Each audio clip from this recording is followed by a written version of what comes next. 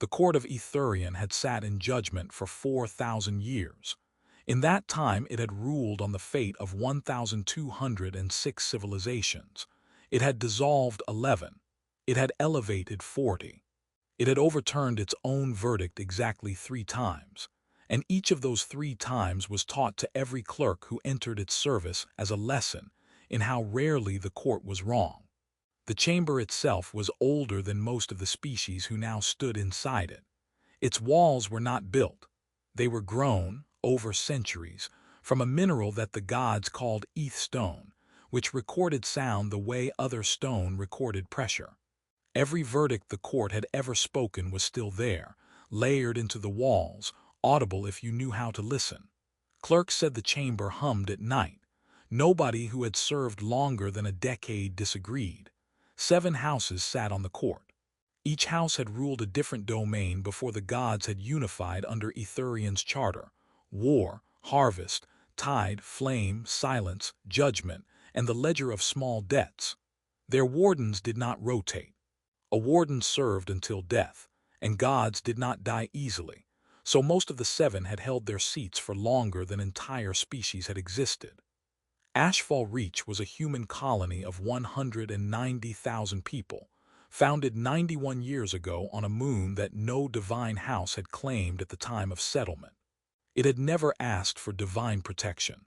It had never asked for divine attention at all. That, as it turned out, was the offense. In 91 years, no human colony had ever stood alone before the full court of Ithurian.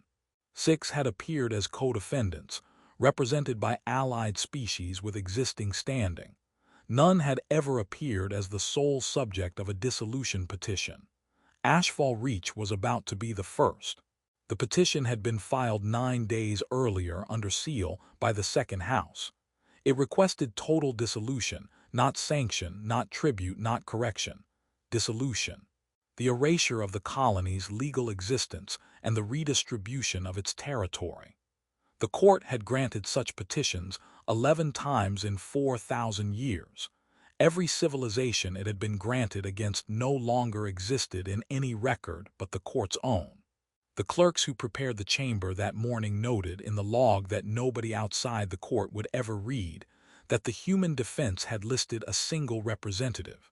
Colonial liaison, 3rd class, Cade Voss, no co-counsel, no divine sponsor, no house willing to lend its name to the case. The smiles started in the clerk's gallery before the session even opened. Warden Elith had read Cade Voss's personnel file 4 times. She had read it the first time 11 years ago, when it crossed her desk for standard sealing after the thrashing war ended. A routine procedure, the kind of administrative closing that happened after every major conflict, when service records were classified and filed and mostly forgotten. She had read it the second time 3 years later, out of what she told herself was idle curiosity, and had not been able to finish her shift afterward without walking the outer ring of the court twice. She had read it a 3rd time when Ashfall Reach was founded and his name appeared quietly on the colony's founding roster. And she had read it a 4th time 9 days ago, the moment the dissolution petition against Ashfall Reach crossed her desk, and she saw, in the list of defendants, a name she had hoped never to see in a court filing again. The file, as any other clerk would see it, was unremarkable. Cade Voss, human, born on a mid-tier agricultural world, enlisted in the Colonial Auxiliary at 19. Served 11 years in what the file called logistics and civilian coordination during the thrashing war. Discharged with standard honors. Relocated to Ashfall Reach at its founding. Employed since as a liaison, the kind of job that existed to fill out paperwork between a colony too small to have its own diplomatic corps and a court too vast to notice it. That was the file everyone else could read. What Elith had sealed, 11 years ago, on the direct order of all 7 wardens acting in rare unanimous agreement, was a different document entirely.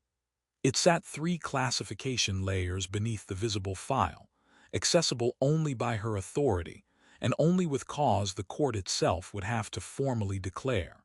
She had drafted the seal order herself. She remembered every word of it, because she had argued against it and lost.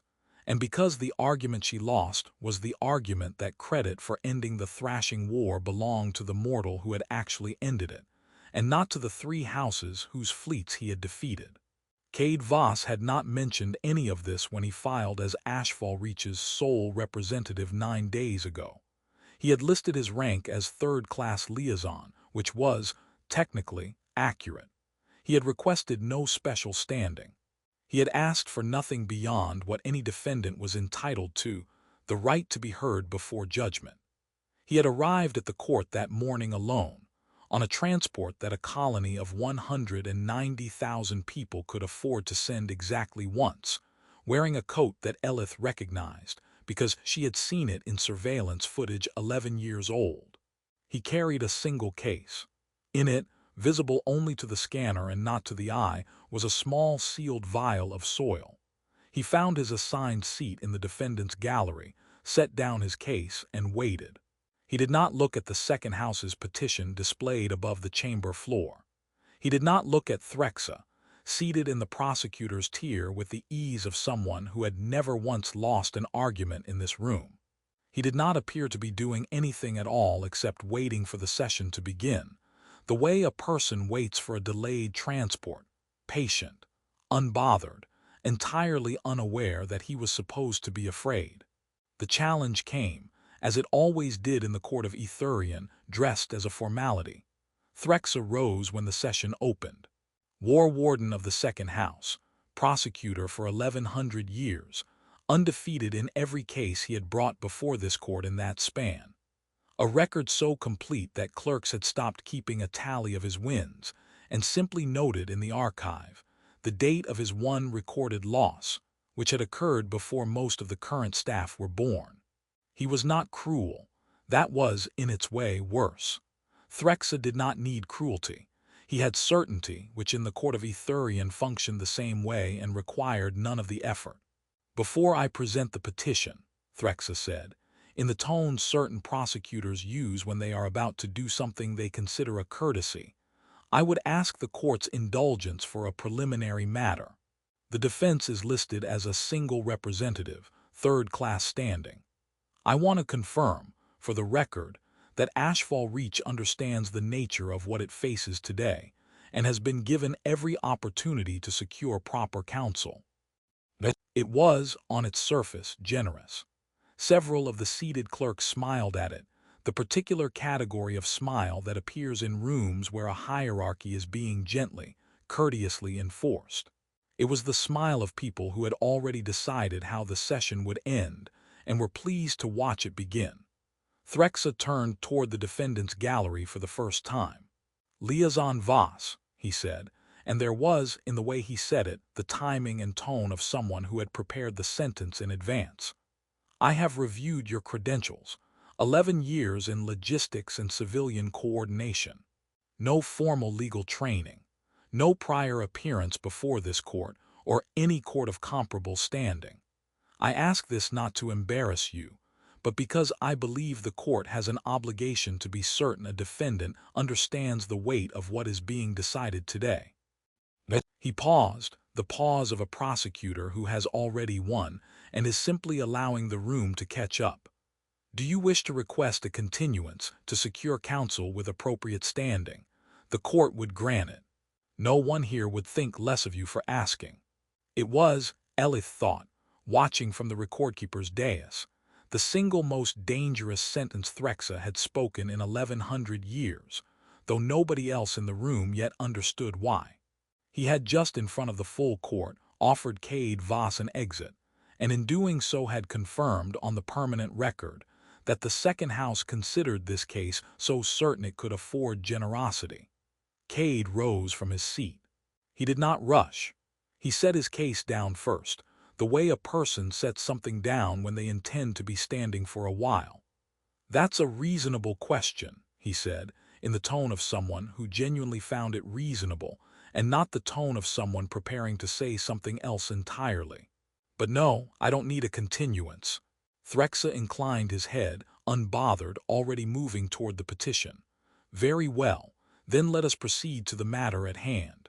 He did not ask why. Nobody in the room, at that moment, thought to ask why a man with no legal training and no institutional backing would decline the one offer that might have saved him. The smiles in the clerk's gallery did not change. Threxa began reading the petition into the record: sovereignty violations, unclaimed territorial expansion, 91 years of a colony operating with what the second house called reckless disregard for divine oversight. Warden Elith from the dais did not smile. She had opened the sealed file 11 minutes before the session began. She had not yet decided what she was going to do with it. She said nothing. She had been waiting since the day she sealed it for the moment someone would force her hand, and she suspected, though she could not yet prove, that this was that moment. Threxa finished the petition. He laid out the case in full, 90 minutes of argument condensed, for the record, into the essential claim. Ashfall Reach had grown for 91 years without divine sanction, and a colony that grew unchecked was, by definition, a colony that had not been taught its place. Dissolution was not punishment, he said. It was correction. It was, in the second house's framing, an act of mercy. Better to end a colony cleanly now than let it grow into something that would require a harsher ending later. The defense may respond, Threxa said, and sat with the ease of a man who did not expect the response to take long. Cade stood again. He did not open his case. He did not reach for notes. "I'm not going to argue against the petition," he said. The silence that followed was not the silence of a room impressed. It was the silence of a room recalculating, the particular quiet that comes when several hundred people simultaneously realize they may have misjudged what kind of conversation they are having.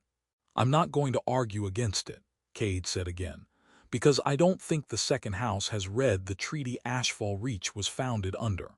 He looked for the first time directly at Warden Elith. "I'd like the court's recordkeeper to unseal case file 721, Thrashing War Closure, my name attached.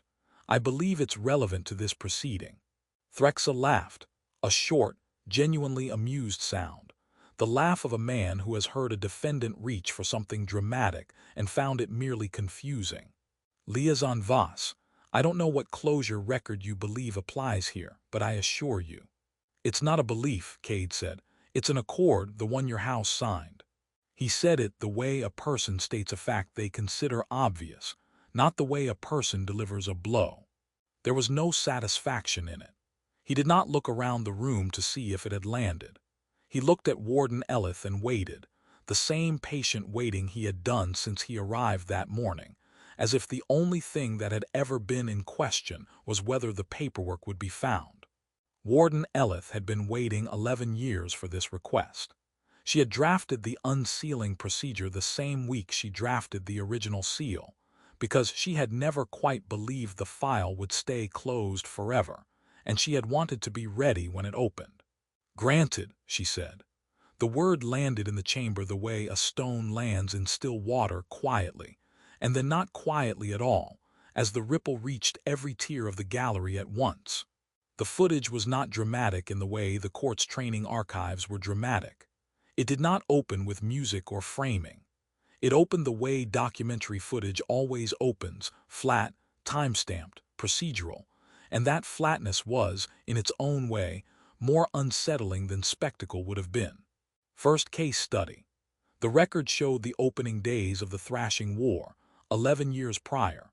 3 god fleets, first, second, and fourth house, had moved simultaneously against the human colonies in the outer systems, under a joint declaration that the colonies represented an unregulated expansion requiring correction. The language, several clerks in the gallery noted quietly, was almost identical to the language Threxa had used 90 minutes earlier. The footage showed the human response. Not a fleet, because the colonies had no fleet capable of meeting 3 god fleets in open engagement, but a negotiation team, dispatched to the second house's forward command, post under a flag that the second house's own record now displayed, had initially dismissed as a formality to be endured before the correction proceeds. The negotiator's name in the transcript was listed only as K. Voss, civilian coordination. By the second case study, several clerks in the gallery had stopped smiling. Second case study. The second house's own war record, sealed until this moment, now displayed at Elith's authorization, showed the terms Cade had proposed at that first meeting. Not surrender terms for the humans, terms for the second house. A ceasefire contingent on the second house withdrawing from 3 contested systems, in exchange for a formal accord recognizing human colonial sovereignty in unclaimed space going forward. The second house's command, the record showed, had rejected the terms outright, expecting the negotiation to collapse into the military correction it had planned from the start. It had not collapsed. The footage that followed, logistics records, supply interdiction reports, a slow unraveling of the second house's forward campaign across 4 months showed why. Cade Voss had not fought the fleet. He had, using nothing but civilian logistics networks and the colony's own supply architecture, made the campaign too expensive to sustain. Fuel routes rerouted. Support convoys delayed by legal challenges filed in every jurisdiction the second house's supply chain touched. No battle, no casualties on either side that the record could point to as decisive. Just a campaign that, 4 months in, cost more than the second house's command was willing to keep paying for territory it had never actually needed. By the fourth case study, Threxa was not laughing. Third case study. The first house's engagement had gone differently. An actual military confrontation, brief, in which the first house's forward fleet had been drawn into a system with unstable stellar conditions that human colonial charts, and only human colonial charts, had mapped in sufficient detail to navigate safely. The first house's fleet had not been destroyed. It had been stranded, its navigation systems unable to plot a safe withdrawal for 6 days, until it accepted the same accord terms the second house had been offered. The record noted, in a single line that Elith read aloud herself because she wanted it on the spoken transcript, fleet returned to service. No lives lost. Terms accepted under Article 9. Fourth case study. The fourth house's campaign had ended without a single recorded engagement at all. Its supply lines, the record showed, had been quietly informed, through channels the record did not fully specify, of the outcome of the first 2 campaigns, 3 weeks before the fourth house's own fleet had planned to arrive. The fourth house withdrew its declaration before a single ship crossed into contested space. By the fifth case study, Threxa was watching with the expression of someone doing a calculation that was going to take considerably longer than the remainder of the session to finish. Fifth case study, the accord itself. The final document displayed was the Ashfall Accord in full, signed by all 3 houses, dated 11 years prior, sealed by unanimous vote of the Court of Etherian at the time. Its terms were explicit. Human colonies founded in unclaimed space, without prior divine sanction, were recognized as sovereign, effective immediately and retroactively, so long as the colony had not been founded in violation of any prior existing claim.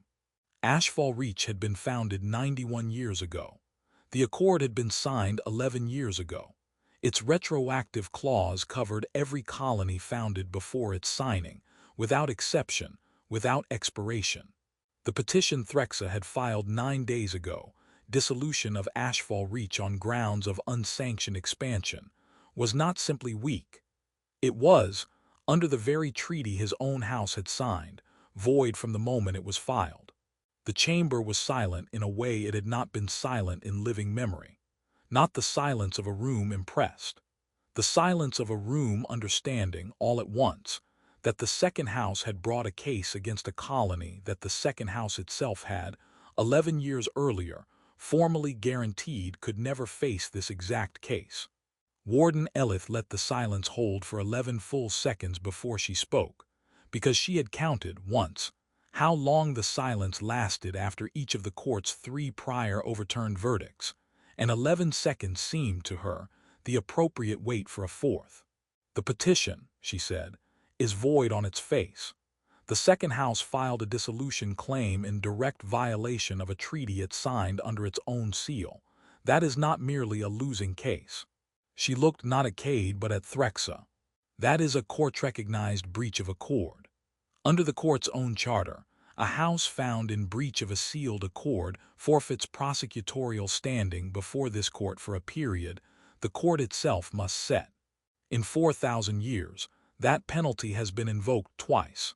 The recess lasted 3 hours. When the court reconvened, it was not Threxa who rose first. It was the full second house delegation, 5 wardens beneath Threxa's rank, and Threxa himself, standing at the prosecutor's tier not with the ease of 1100 years undefeated, but with the stillness of a house doing arithmetic it did not like the answer to. "Before the court rules on the breach penalty," Threxa said, "the second house would ask the defense to consider withdrawing the breach finding as part of a broader resolution." He did not look at Cade the way he had that morning. There was no preparation in it now, no timing rehearsed in advance. He looked like a man asking a question he had never expected to need to ask. A forfeiture of prosecutorial standing, applied to the second house, would not only end this case. It would end our standing in 11 other matters currently before regional tribunals, matters that predate this proceeding and have no bearing on it. Colonies, trade disputes, territorial questions 3 generations old. The second house is asking. I am asking for mercy on behalf of parties who have nothing to do with Ashfall Reach and would suffer for a mistake they did not make. It was, Elith noted, the first time in 1100 years that Threxa had used the word asking in this chamber instead of petitioning. Cade stood. He did not gather his case yet. He looked at Threxa for a long moment, not with satisfaction, not with the expression of a man enjoying a reversal he had spent 11 years quietly waiting for. He looked at him the way a person looks at a colleague who has just explained a serious problem honestly. "I believe you," Cade said. "I believe there are people in 11 other cases who'd pay for this and had nothing to do with it. I'm not going to pretend that's not true." Threxa did not move. "No," Cade said. "That was the whole of it. No qualification. No explanation offered in the moment, though he gave one a beat later, quietly, not as a speech but as a fact laid beside the first one.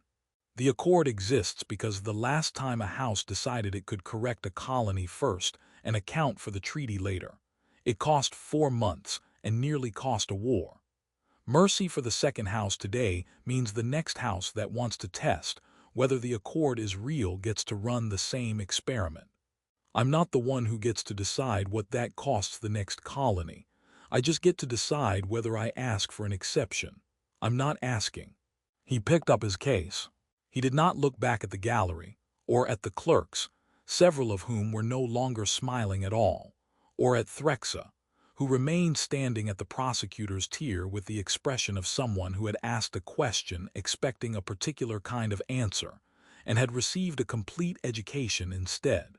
Cade walked toward the chamber doors.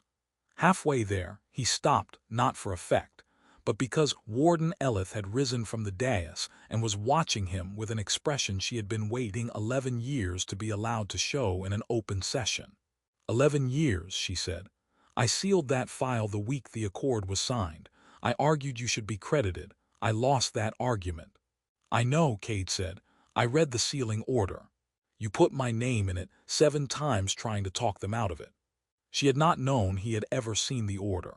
She said nothing to that. There was, she found, nothing adequate to say, and instead opened the court's permanent record, the same Eathstone ledger that had held every verdict for 4,000 years, and began to write the final entry for the day's proceeding. Cade reached into his coat and drew out a small vial, sealed since the day the accord was signed, and opened it for the first time in 11 years. Ashfall soil, dry and pale, the same soil the colony had been built on when it had nothing but a treaty nobody had expected to survive its first test. He did not say anything about it. He put it back, closed the case, and walked out. Warden Elith finished the entry and set down the record. 2 words beneath the case number, beneath the finding of breach, beneath 4,000 years of verdicts layered into the walls around her.